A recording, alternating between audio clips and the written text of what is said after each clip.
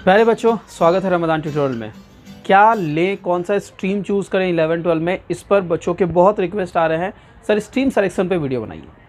आज मैं आपको स्ट्रीम सिलेक्शन के वीडियो के बारे में बताने वाला हूं, लेकिन ये ट्रेडिशनल वीडियो जैसा नहीं होगा जिसमें किस सब्जेक्ट को पढ़ के आपको क्या बन पाइएगा ये मैं आपको बताऊँगा, बल्कि मैं आज आप लोगों के साथ कुछ ऐसी बातें डिस्कस करने वाला हूँ जो इन सबसे बहुत ज़्यादा इंपॉर्टेंट है।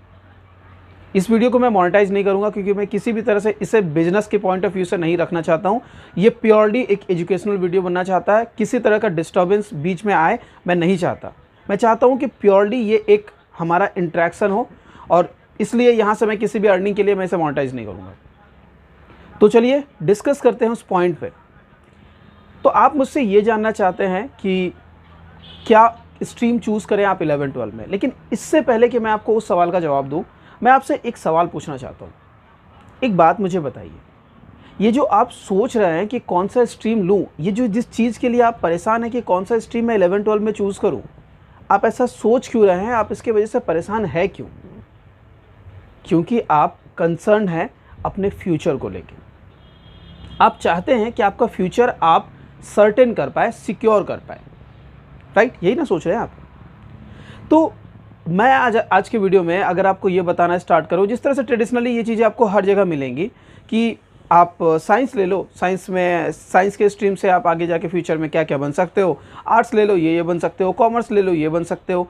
तो इस तरह के वीडियोस आपको बहुत सारे मिलेंगे और आप आसानी से उनमें से देख के समझ भी पाओगे। सभी के वो सारे वीडियोज़ भी प्रोडक्टिव है। मेरा कहने का मकसद ये है आज के इस वीडियो में कि मैं आपको ये समझाऊं कि ये जो चीज़ आप सोच रहे हो इसके पीछे की मूलभूत वजह क्या है। मूलभूत वजह है सक्सेस देखना।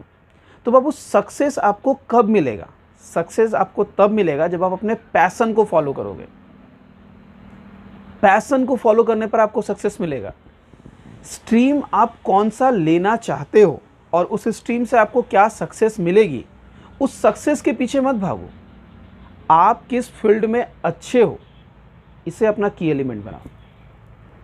मैं स्टार्ट करना चाहूँगा एक बहुत ही बड़े मिथ के साथ।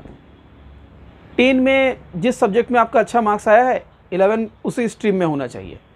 यही हमारा डिसीज़न का वजह भी बनता है। मतलब अगर आप 11 में एडमिशन लेने जाएंगे तो आपसे पूछा जाएगा 10 के रिजल्ट में किस सब्जेक्ट में आपका मार्क्स अच्छा है।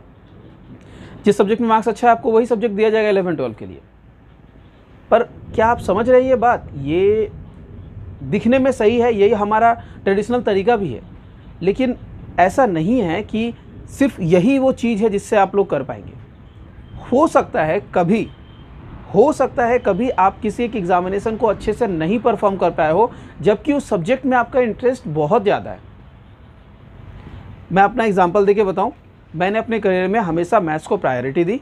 मैं मैथ्स ही पढ़ना चाहता था। मुझे पता था कि मैं मैथ्स में कंफर्टेबल हूँ, और अगर मैंने सिर्फ सक्सेस के बारे में सोचा होता और सिर्फ सक्सेस के बारे में सोच के मैं किसी और दूसरे स्ट्रीम में गया होता तो शायद मैं सक्सेसफुल नहीं हो पाता। लेकिन मेरा और भी फील्ड ऑफ इंटरेस्ट था जो मैंने डिस्कवर किया बहुत बाद में।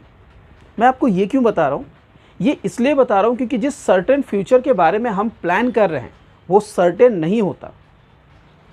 उसमें जब तक आप वहाँ तक पहुँचोगे उससे पहले आपके साथ बहुत सारी चीज़ें होंगी, और मे बी उस बीच में आप ये डिस्कवर करोगे कि आपका पैशन कुछ और है, आप कुछ और बनना चाहते हो।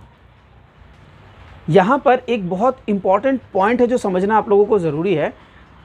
जिस तरह की ट्रेडिशनल चीज़ें चलती हुई आई हैं, हमारे गार्जियन जैसा जानते हैं, और आज का जो समाज जैसा, जो आज का जो आप लोगों का जो यूथ वाला जनरेशन है, इस दोनों जनरेशन के बीच में काफ़ी गैप है। और इन दोनों जनरेशन के बीच में सिर्फ गैप, जनरेशन गैप नहीं है, बल्कि टेक्नोलॉजी डेवलपमेंट की जो गैप है ये भी एक बहुत बड़ी खाई बना दे रही है। आपके पापा मम्मी गार्जियंस ये चाहते हैं कि आप अपने लाइफ में सक्सेसफुल हो, इसलिए अच्छे से पढ़ें। और आप लोगों में बहुत बच्चे ऐसे हैं जो एकदम अपने मम्मी पापा की बात को मानकर बहुत अच्छे से पढ़ भी रहे हैं, अब तक अच्छा स्कोर भी कर रहे हैं, और मुझे लगता है आगे भी आप अच्छा स्कोर करेंगे। पॉइंट वो नहीं है। पॉइंट ये है कि क्या जो आप कर रहे हैं उसमें आप कंफर्टेबल हैं। 11-12 में जाके आप साइंस लोगे तो आपका सक्सेस रेट बढ़ जाएगा, सक्सेस के चांसेस बढ़ जाएंगे, इसलिए आप साइंस लोगे? नहीं। मैं ये कहना चाहता हूँ, आप किस फील्ड में कंफर्टेबल हैं, सोचिए किस सब्जेक्ट में आप कंफर्टेबल हैं। आपको दूसरे जज कर सकते हैं सिर्फ आपके मार्क्स के बेसिस पे, पर आप खुद को जज कर सकते हैं। आप खुद को जानते हैं कि आप किस सब्जेक्ट को फील कर रहे हैं जिसमें आप ज़्यादा कंफर्टेबल हैं। 10 के बाद 11-12 की पढ़ाई का लेवल अगर देखा जाए तो आर्ट्स में लगभग वो कंटिन्यूटी मेंटेन होती है, ज़्यादा डिफरेंस नहीं आता। कॉमर्स में थोड़ा डिफरेंस आता है और साइंस में काफ़ी ज़्यादा डिफरेंस आता है। तो कॉग्निटिव वे से अगर देखा जाए तो साइंस जो बच्चे पढ़ते हैं उनको काफ़ी ज़्यादा एक बड़े फील्ड के अंदर में एंटर करना पड़ता है, इसीलिए साइंस पढ़ने वाले बच्चों को ज़्यादातर वक्त अपनी पढ़ाई में देना पड़ता है। कंपैरेटिवली कॉमर्स और आर्ट्स में कम टाइम देना पड़ता है। लेकिन ये जो टाइम देने का रेशियो है ना, ऐसा बिल्कुल भी नहीं है कि सिर्फ साइंस के बच्चे ही ज़्यादा टाइम देते हैं, सिर्फ साइंस के बच्चे ज़्यादा टाइम देते हैं। ये सब कुछ मिथ है जो लोगों के मन में आ गया है।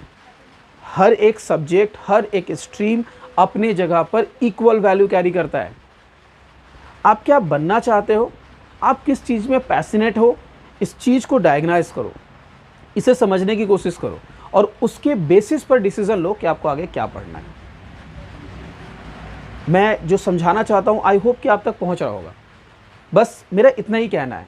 मैं आप लोगों को कल बताऊंगा, डेफिनेटली आप लोगों को बताऊंगा कि हाँ कौन सा स्ट्रीम लेने पर आप क्या बन सकते हैं। और इस वीडियो में आप लोग कमेंट करके मुझे बताइए कि सर मुझे ये बनना है, मैं कौन सा स्ट्रीम लूँ। एक्चुअली अगर मैं कैटेगराइज करके देखूँ तो यहाँ पर ना 3 तरह के बच्चे हैं। एक जिनको पता है कि कौन सा उन्हें क्या पढ़ना है और उससे वो क्या बनेंगे, तो वो तो बिल्कुल क्लियर है। दूसरा एक ग्रुप है जिनको ये तो पता है कि उनको क्या बनना है, लेकिन उनको ये नहीं पता कि उसके लिए क्या पढ़ना है। उस तरह के बच्चों को हेल्प की ज़रूरत है, मैं उनको हेल्प करूँगा, कमेंट करके मुझे बताएं।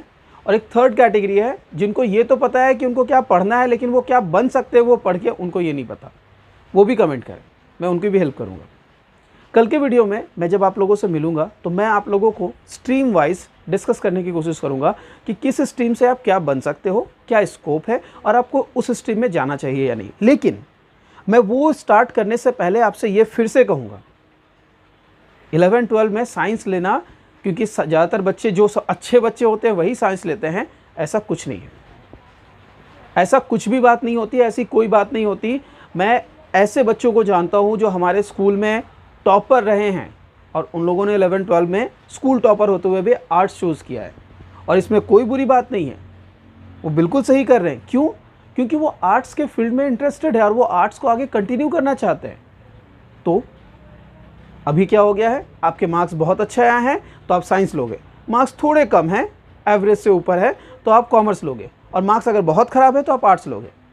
बोर्ड की तरफ से ऐसा कोई क्राइटेरिया नहीं है। जिस स्ट्रीम को आप चूज़ करना चाहते हैं उस स्ट्रीम में, उस सब्जेक्ट में आपका 40% होना चाहिए।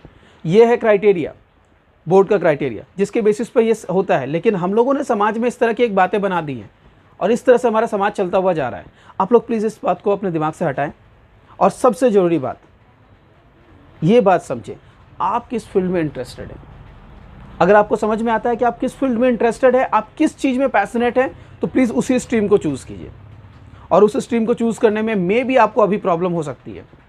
मैंने बहुत सारे टैलेंटेड बच्चों को देखा है जिनमें फ़ोटोग्राफी की बहुत अच्छी टैलेंट है, पर अगर वो अभी कहेंगे कि हम फोटोग्राफी का कोर्स करना चाहते हैं तो फैमिली आई थिंक कि शायद वो सपोर्ट ना करे, हो सकता है कि सपोर्ट ना करे, लेकिन उनको समझाना होगा, उनको अपना हुनर दिखाना पड़ेगा।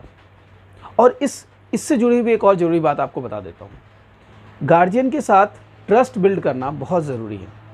आपका गार्जियन के साथ कितना ट्रस्ट है, ये बहुत इंपॉर्टेंट होता है कि आप अपने करियर में कितने सक्सेसफुल बन पाएंगे। अगर आप अपने गार्जियन के साथ अपना ट्रस्ट लेवल नहीं मेंटेन कर पा रहे हो, यानी अगर आपने उनको धोखा देना स्टार्ट कर दिया है, आप उनसे कहते हो कि आप पढ़ने बैठ रहे हो लेकिन आप पढ़ नहीं रहे हो, आपने अगर उनका ट्रस्ट ये तोड़ा है, तो उसका हर्जाना आपको अपने करियर से भुगतना पड़ेगा।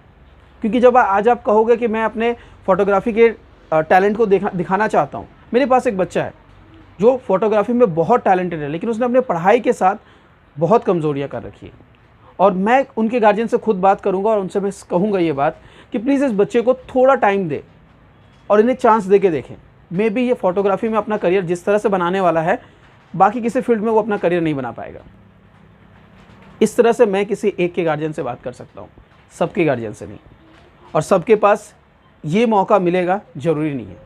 इसीलिए गार्जियन के साथ अपना ट्रस्ट बनाने की पूरी कोशिश करें। जो मैं कहना चाह रहा था, उम्मीद करते हैं कि आप लोगों को वो समझ आया होगा और आप लोगों तक वो बात पहुंची होगी। इस वीडियो में मेरा मकसद यही था कि मेरे बच्चे जो आज इस वीडियो को देख रहे हैं उन तक ये बात पहुंचे कि स्ट्रीम सिलेक्शन इस बेसिस पे नहीं होता है कि आपका करियर किस में अच्छा बन सकता है। स्ट्रीम सिलेक्शन इस बात में होता है कि आप किस चीज़ में अच्छे हैं। जिस चीज़ में अच्छे हैं, जिस चीज़ में आप बहुत कंफर्टेबल फील करते हैं, बस वही चूज़ कीजिए और उसी को पढ़िए। इतनी बातें मुझे कहनी थी। आई होप आपको मेरी बातें समझ आई होंगी, अच्छी लगी होंगी। बिल्कुल, कल से हम लोग अपनी सीरीज़ स्टार्ट करेंगे जहाँ पर मैं आप लोगों को हर एक स्ट्रीम से जुड़ी हुई चीज़ों के बारे में बताऊँगा। मिलते हैं अगले वीडियो में। Till then do take care.